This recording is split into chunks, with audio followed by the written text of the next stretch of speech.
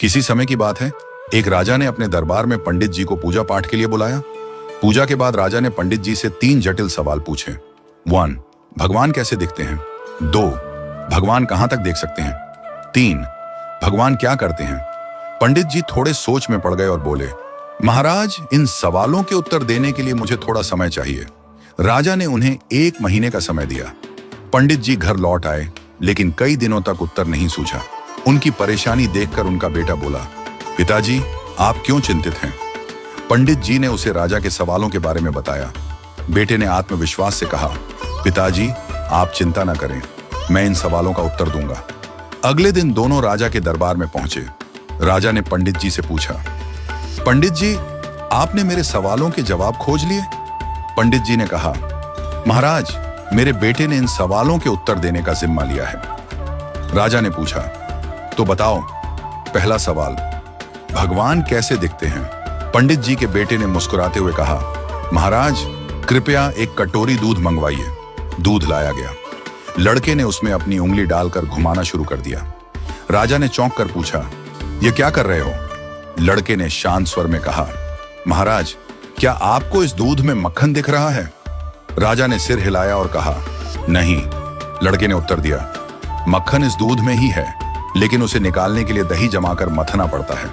ठीक वैसे ही भगवान हर जगह हैं, पर उन्हें देखने के लिए ध्यान, साधना और सेवा का मंथन करना पड़ता है। राजा ने मुस्कुराते हुए कहा, अच्छा उत्तर दिया। अब बताओ, भगवान कहां तक देख सकते हैं? पंडित जी के बेटे ने कहा, महाराज, कृपया एक दिया मंगवाइए और उसे जलाइए। दिया जलाया गया और उसकी रोशनी चारों ओर फैल गई। लड़के ने पूछा, इस दिए की रोशनी कहां तक जा रही है? राजा ने कहा, यह तो पूरे कमरे में फैल रही है। लड़के ने उत्तर दिया, ठीक वैसे ही भगवान की दृष्टि की कोई सीमा नहीं है। जैसे इस दिए की रोशनी हर दिशा में फैलती है और सब कुछ देखती है, वैसे ही भगवान भी हर जगह सब कुछ देख सकते हैं। राजा ने संतुष्ट होकर कहा, बहुत अच्छा उत्तर दिया। अब बताओ, भगवान क्या करते हैं? पंडित जी के बेटे ने मुस्कुराते हुए कहा, महाराज, कृपया कुछ देर के लिए अपना सिंहासन मुझे दे दीजिए और आप नीचे बैठ जाइए। दरबारियों में खुसर पुसर होने लगी, पर राजा को जिज्ञासा थी, इसलिए उसने उसे सिंहासन पर बैठने की अनुमति दे दी। लड़का सिंहासन पर बैठकर बोला, महाराज, अब देखिए, अभी तक आप राजा थे और मैं आपकी प्रजा था, लेकिन अब मैं राजा हूं और आप मेरी प्रजा हैं। यही भगवान की लीला है। भगवान जिसे चाहते हैं उसे ऊंचाई पर बिठा देते हैं और जिसे चाहते हैं उसे नीचे उतार देते हैं। यही उनका काम है। राजा यह सुनकर चकित रह गया। उसने पंडित जी और उनके बेटे की चतुराई की सराहना की और उन्हें ढेरों उपहार दिए।